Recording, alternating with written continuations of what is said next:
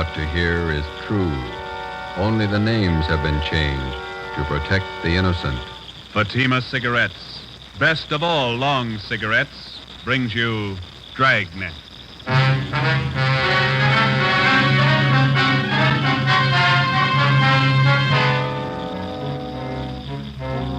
You're a detective sergeant. You're assigned to Juvenile Bureau. A potential killer roams the halls of one of the high schools in your city. Girl students have been brutally slashed by the criminal. Your job, stop him. If you want a long cigarette, smoke the best of all long cigarettes. Smoke extra mild Fatima. Yes, Fatima is the king-size cigarette which contains the finest Turkish and domestic tobaccos superbly blended to make it extra mild, to give Fatima a much different, much better flavor and aroma than any other long cigarette. That's why Fatima has more than doubled its smokers coast to coast. Enjoy extra mild Fatima yourself. Best of all long cigarettes. It's wise to smoke extra mild Fatima. It's wise to smoke extra mild Fatima.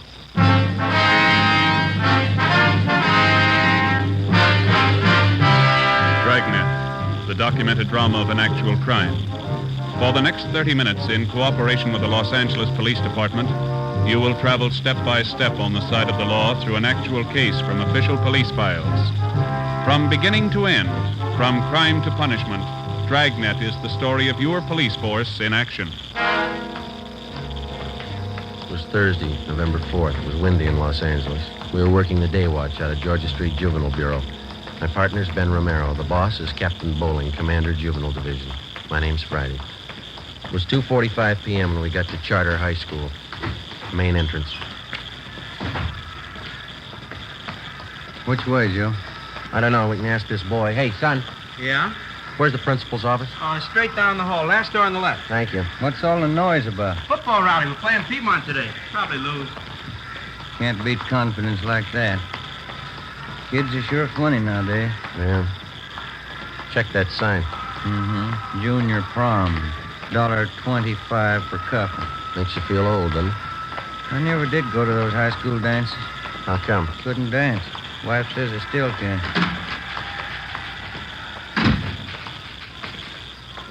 Yes, sir? Like to see Mr. Chase? Could I have your names, please? Romero and Friday. Oh, yes, he's expecting you. You can go right in. That door there. Thank you, miss.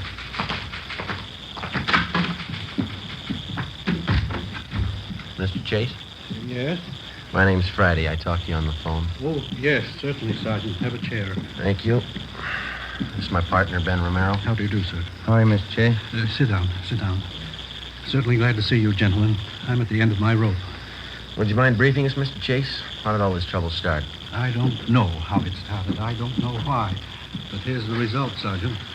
This dress, bloodstains on it. Mm-hmm. What's the story? A woman stormed in here and said her daughter came home from school yesterday wearing this dress. She told her mother she'd been knifed here at the school. Mm-hmm. How many cases like this have you had? 21 in the past 3 weeks. Why didn't you notify us? Believe me, Sergeant, I didn't know which way to turn. When I first learned about these knifings, I wanted to call in the police, but some of the girls who'd been cut, the parents didn't want it reported. The publicity, the notoriety, they didn't want it. Hope you realize, Mr. Chase, that it's a pretty serious business. Believe me, I did realize. What could I do? The knifings had to be stopped. The parents didn't want them reported. I've tried everything humanly possible to find out who's responsible. What have you tried, Mr. Chase? Well, I called on some of the older students from the Boys' Council. I placed them all over the grounds of the buildings and told them to keep an eye out. No results, huh? The knifings have gone right on. This past week, they've even gotten worse. Oh, that reminds me. Just a moment, please. Yes, Mr. Chase? Doris, would you get Jim Travers, please? Have him come to my office right away. Yes, Mr. Chase. Travers is head of the Boys' Council. He helped organize the system of guards. He might be able to give you some information. You said a minute ago that the situation has been worse this past week. You mean the knifings have gotten more frequent? More frequent and more serious. One girl was cut very badly this morning. She had to be sent home. Are most of these girls cut in pretty much the same manner? The school nurse treated some of them. She says it looked to her as though the girls had been slashed with a very sharp knife, probably a razor. Is there any definite time pattern to these knifings? All of them happen between periods when the students change classes. The corridors are pretty well crowded. That's why it's so difficult to pin it down to any one person. I see. How about the victims themselves, Mr. Chase? Is there any set pattern there? That's what has me frightened. How do you mean? Most of the victims are rather pretty girls. Whoever's doing this seems to have a preference for them. It's frightening when you think of what kind of mind the person must have. It's a little more than frightening, Mr. Chase. Huh? The person with a knife must be a mental case, probably a dangerous one. I don't think he's going to be satisfied with just knifing the girls. Killing? Possible if we let it go much longer. You wanted to see me, Mr. Chase? Come in, Jim. I would have come sooner. I was tied up with a rally committee. Jim, this is Sergeant Friday and Sergeant Romero, police officers. Right, Jim. Hi, They're here Sergeant. to investigate the knifings. I thought maybe you'd be able to help out with some information. Well, I still have the fellows on the council watching the corridors. We haven't seen anything yet. Well, do you have any time after the rally, Jim? We'd like to have you show us around. Okay, Sergeant. Is the school nurse still in her office? I'd like to talk to her, too. I think so. Jim, when does Miss Wesley go home? 3:30 on Thursday, Mr. Chase. I'll tell her to stay on a few minutes. That's fine. We'll meet you outside the office here, huh? Okay, I'll see you later then. Right. The school out for the day? Yes, it is. Guess we'll have to wait till morning to interview the victims. The first class is at 8 o'clock. I'll have the girls assemble in the classroom next to my office. All right, Mr. Chase. Thank you. I'll be right back, Doris. See you gentlemen out. Looks like the rally's just breaking up, huh? 3 o'clock now. The game's at 3:30. The kids certainly jam up the corridor. Come on, come on. Let us through here. Let us through, please. All right. The rest of you go about your business. Go on now. What's the matter, young lady? What's the trouble? Patty Larson, she's fainted. What's the matter with her? Look at her dress. It's covered with blood. An ambulance was called, and the injured girl was taken to Georgia Street Receiving Hospital, where she was treated for a cut on her right forearm and a deep slash across her hips.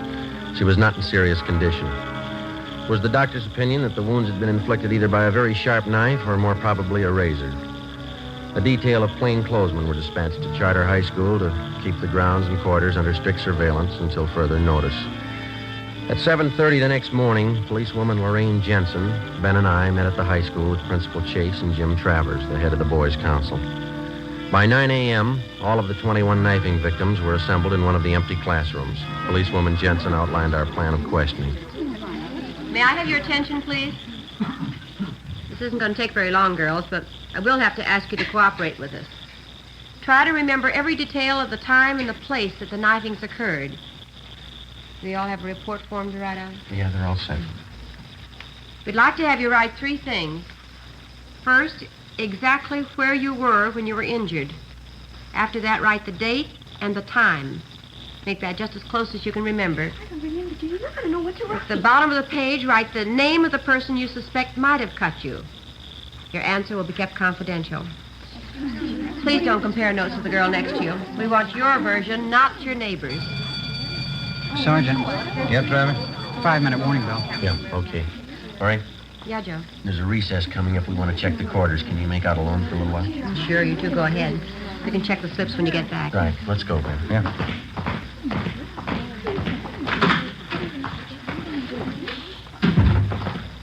Top of the stairs is best, Sergeant. Okay.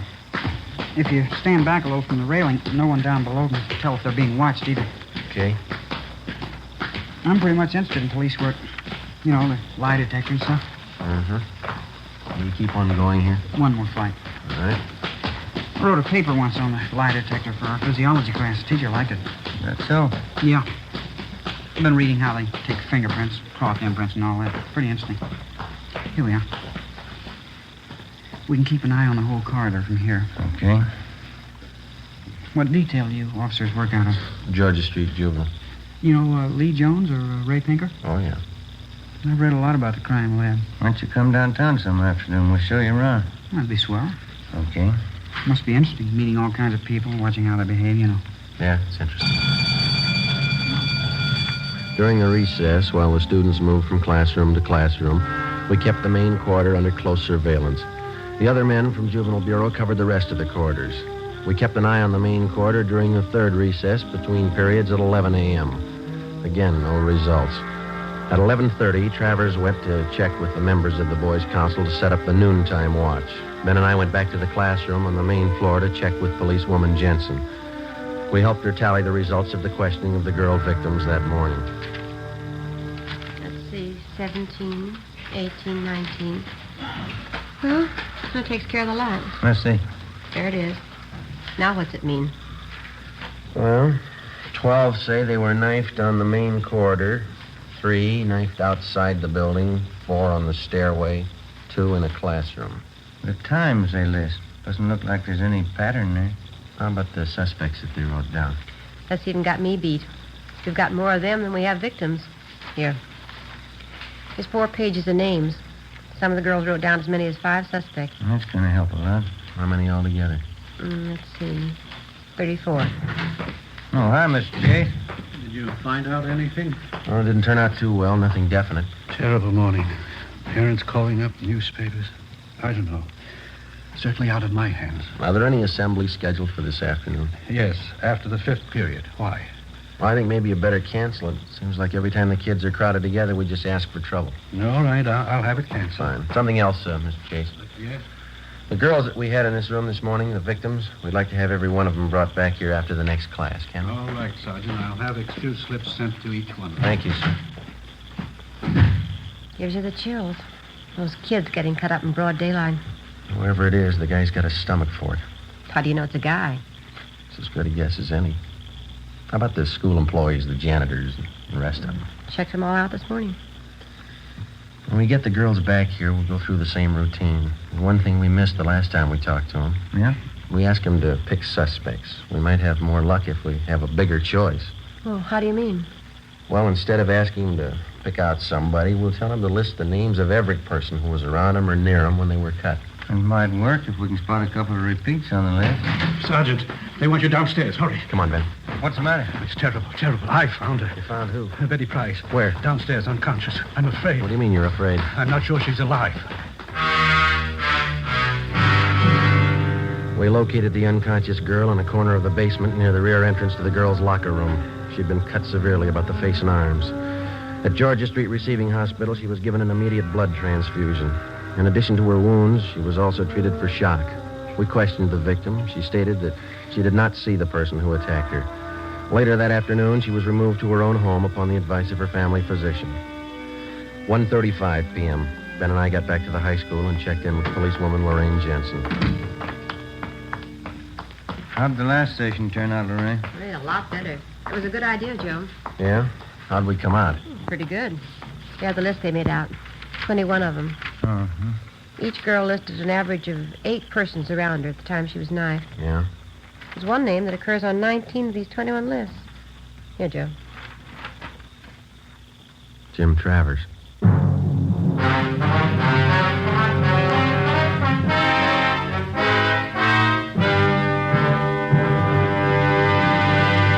You are listening to Dragnet, the case history of a police investigation, presented in the public interest by Fatima Cigarettes. If you smoke a long cigarette, it will be in your interest to listen to a typical case history of a Fatima smoker. It's the case of Mr. Frank Fenton, well-known author and Hollywood screenwriter. This is his actual signed statement. When a writer gets absorbed in his work, he loses track of time, smokes more than usual. And this happens often to me. As a result, I appreciate a mild cigarette. Fatima is extra mild. I agree it's wise to smoke extra mild Fatima. And so do more and more smokers every day.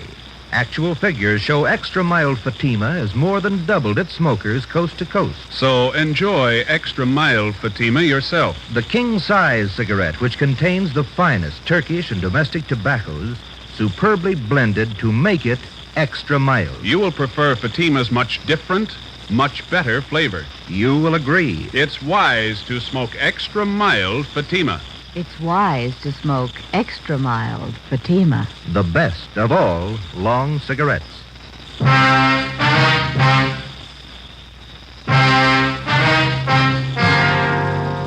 Friday, November 5th, 1:45 p.m. Ben and I started checking on Jim Travers. In the registrar's files, he was listed as James Kirkland Travers, 17 years old.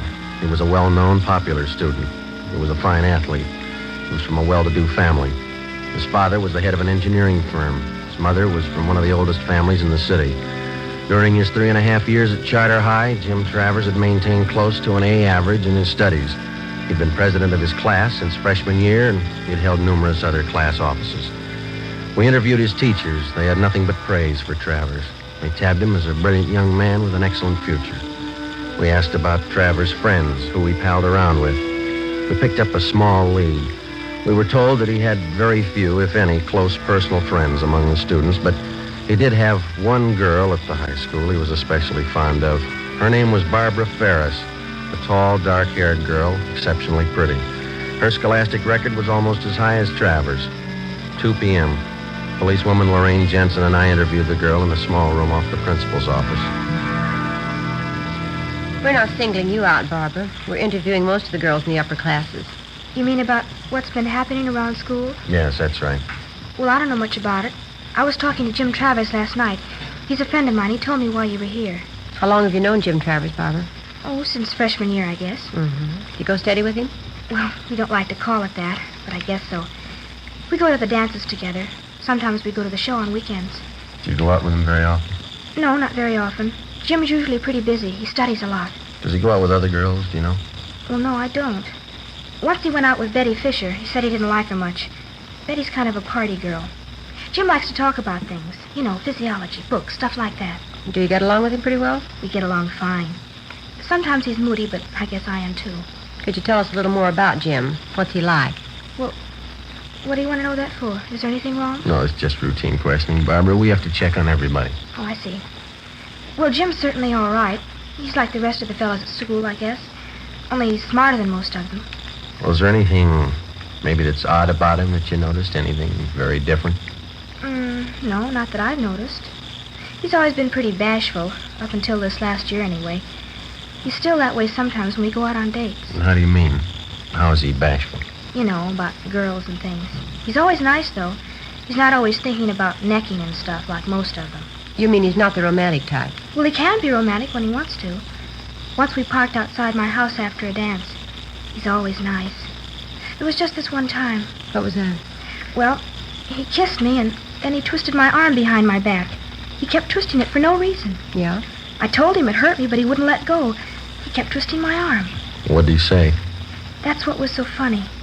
He said, "I like you better than any girl I know." Yeah? Then he said, "That's why I'm hurting you." After talking with Barbara Ferris, we had a pretty good idea that Jim Travers was the suspect we wanted. But because of his fine background and his record, we realized that we'd have to prove beyond any question of a doubt that he was the guilty person. We had only one thing to go on besides the information Barbara Ferris had given us. During the morning recesses, when Travers was with Ben and I was watching the corridors, not one knifing took place. When we had left Travers and gone downstairs to check with policewoman Jensen, the girl had been found slugged and cut at the rear of the girls' locker room. 2:30 p.m., Ben and I met with the suspect. How's it going, Sergeant? Any luck? Not much, Jim. What's that, another rally? No, a band practice. Junior prom's tonight, isn't it? Yeah. You talked to the girl who was knifed downstairs, huh? Find out anything? No, not much. You want to stick with us this afternoon? I think you might be able to help us out. Sure. I've got the fellows on the council standing by if you want them. Fine. Let's go outside, huh? Got something to tell you. Sure, okay. We can go out this way.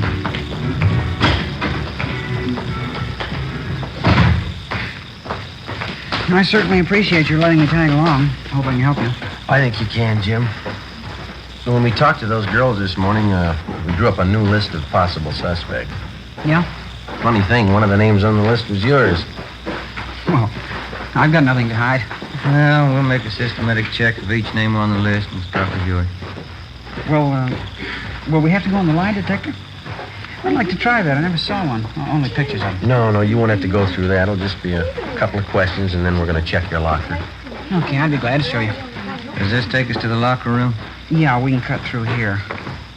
Say, when we were questioning those girls this morning, some of them said that they saw you in different parts of the building when the knifings took place. What do you mean? Well, your location didn't exactly jibe with your classroom schedule. In other words, your class was on the 3rd floor, but you were seen down in the main corridor. Now, how do you account for that? Well, you see, I usually take walks between periods. Sitting in classrooms makes me nervous sometimes, you know. Mm-hmm. Here, I'll get the door. All right. Any other questions I can answer, Sergeant? No, that's all. How'd you happen to get interested in police work, Jim? You said your father was an engineer, didn't you? Yeah, that's right. I don't know how I got into it. I just took to it, I guess. I always liked to watch people's reactions and their behavior. Fascinating. The locker room's down this way. Okay. What are you planning on doing when you graduate? College? Yeah, I guess so. Dad wants to send me to MIT. It's a good school. Yeah. Say, if you ever have the time, I'd sure like to see some of the ballistics equipment down at the police crime lab. I've read up on ballistics quite a bit, too. Oh, is that so? Yeah. The polygraph and lie detector. That's my favorite, though. Wonderful machine. Mm-hmm. Imagine charting positive and negative reactions like that. It's marvelous. Yeah, it is. Say, have either one of you ever read Dawson's treatise? I think it's called The Psychology of the Criminal Mind. You ever read it? I think we had that in training, didn't we, Ben? Something like that, yeah. How about criminal behavior and its basis? Maxwell's book. Did you ever read that one? No, I don't think I did. It's a great book. I got quite a few textbooks on crime. There's one on sex crimes I just got. It's very good. Mm-hmm. This the locker room? Yeah, I almost went past it. My locker's down this way. How do you shave, Jim? You use an electric razor or a safety razor? Me? Electric razor. They're the best. Yeah, they're a lot easier to use. Here it is. I'll open it for you. All right. Ben, you got those envelopes? Oh, yeah. Yeah, here they are. Okay, would you step aside there, Jim? Yeah, sure. All right, we'll get some dust scrapings from the shelf here. All right, there you are, Ben. You want to mark it? Yeah. Jim Travers, dust scrapings from locker. All right. Let's see here. Here's some more scrapings from the bottom of the locker this time, huh? Okay, I'll seal these envelopes. Oh, here's a nail file. Okay, Jim. Now, will you hold out your right hand? Oh, yeah, okay. Hold an envelope under his hand, will you, Ben? Catch the nail scrapings. Yep, here we are. Say, what's all this for, Sergeant? Oh, it's just routine with everybody, Jim. Just gonna take some sample specimens to run through the spectrograph. The spectrograph? Mm-hmm. Now, let me scrape that middle fingernail a little. Oh, okay. That's it. Now the index finger. What about the spectrograph? We use it all the time. Well, it won't work in a case like this, will it? All right, that's all for the right hand, Ben. Don't forget to mark the envelope. Yep. Jim Travers, scrapings from fingernails of right hand. There we go. All right, now the left hand, Jim. Yeah. No, we don't know if this is going to work or not. It's worth a try. We'll know this afternoon. This afternoon? Yeah. We'll have to run you through on the machine. Hold the envelope a little closer, Ben. Oh, yeah. Well, how's it going to help you? It might tell us what you had for breakfast a week ago. It might tell us what kind of clothes you wore 3 days ago. The kind of objects you came in contact with. Oh. Well, what kind of principle does it operate on? Oh, I don't know. We can ask Lee Jones. Here, let me get the scrapings from your thumb. All right, there it is, and I'll seal it and mark it, Ben. Huh? You want to call the office and tell them we're on our way in? Yeah, I'll be in that room right next to the principal's office. Okay. You can close your locker, Jim. That's all. Yeah, all right. We'll check the things in your pockets when we get to the crime lab. Let's go. That spectrograph must be a marvelous machine. Well, it's worked for us a lot of times. We've got evidence on a suspect that either convicts him or clears him. You'll probably get a kick out of it. I'd like to see it. You say it tells you everything a person's come in contact with, huh? Yeah, that's right. Could it tell you how I shave? Well, how do you mean? I mean, with an electric razor or a safety razor. Oh, yeah, sure. That's one of the primary things. I don't know exactly how it works, but it does the job. We'll get Lee Jones to explain it to us. Out this door. We can cut across the courtyard. Oh, these are sure nice grounds. Will they keep me long downtown, Sergeant? What do you think, Jim? You know, the strange part about these knifings out here... What's that? Whoever's responsible probably doesn't even realize what he's doing. Yeah. Mentally, he's sick. He's very sick. Best thing for him would be a doctor. Mm-hmm. Just like any other sickness, it's not going to get better by itself. Yeah. The only trouble is he's just getting his appetite up with these knifings. Now, if he goes much longer... How about that spectrograph, Sergeant? Say, for instance, well, if I happen to hold a knife in my hand, or maybe a razor. Oh, yeah, that'd show on the machine. We go in here? Yeah. It's a terrible thing. Whoever it is, terrible thing. Yes, it is. In here, Jim.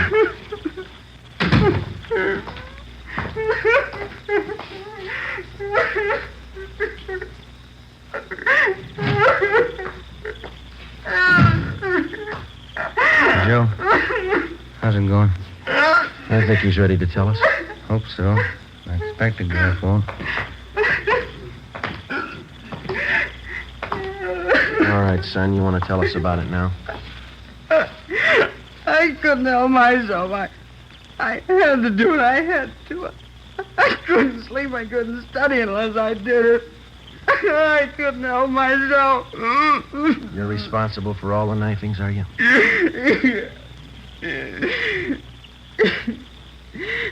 You knew, didn't you? Who told you? You told us, Jim. I'm glad you caught me. It was getting worse. Might have been too late. I'm glad you caught me. Why? Barbara. After the prom tonight, Yeah. I was going to kill her.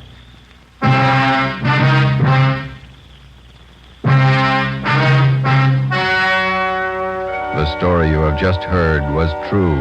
Only the names were changed to protect the innocent. On December 15th, the hearing was held in Juvenile Court, Department 38, City and County of Los Angeles, State of California. In a moment, the results of that trial. It's amazing how many long cigarette smokers are changing to extra mild Fatima. Here is the actual report. From coast to coast, Extra Mild Fatima has more than doubled its smokers. Yes, more and more smokers every day are discovering that Fatima is the king-size cigarette that is extra mild. Extra mild because it contains the finest Turkish and domestic tobaccos superbly blended to make it extra mild, to give it a much different, much better flavor and aroma. Enjoy extra mild Fatima yourself.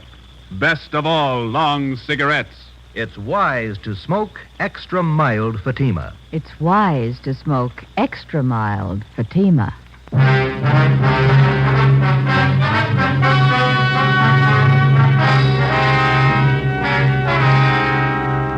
17-year-old James Travers was examined by court psychiatrists who found him to be one of the most dangerous mental cases they had ever examined. The boy's parents, who cooperated to the fullest with the police officers and with the court, made only one request, that the boy be committed to a private sanitarium. James Travers is now under confinement at that sanitarium for an indefinite period of time. You have just heard Dragnet, a series of authentic cases from official files. Technical advice for Dragnet comes from the Office of Chief of Police W.A. Wharton, Los Angeles Police Department. Fatima Cigarettes, the best of all long cigarettes, has brought you Dragnet from Los Angeles.